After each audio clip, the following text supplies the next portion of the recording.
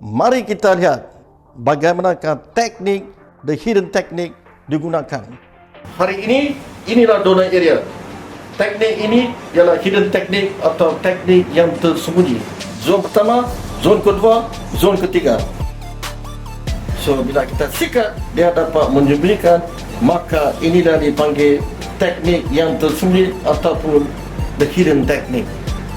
Today at GLOJAS, we have the patient came all the way from Japan to do a hair transplant. After surgery, they gave me a painkiller, and after 4 hours or something, the pain gone and totally fine. They treat me really kindly, and yeah, they were so nice to me. I'm satisfied. Thank you, GLOJAS.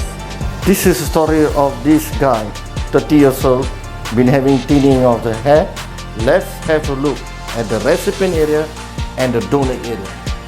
Today's day 7, we can see the hair is already starting to grow to cover the area. So in the SMART FUE, the donor area heats rapidly. The upper part of the hair, the upper part of the hair able to cover now is undetectable.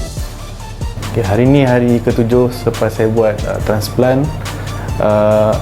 Kalau dulu saya malu-malu nak sikat rambut ke belakang, sekarang saya dah more confident.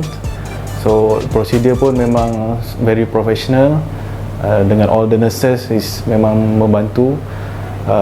So saya nak terima kasih dekat Dato Profesor Dr. JasG. Terima kasih Dato.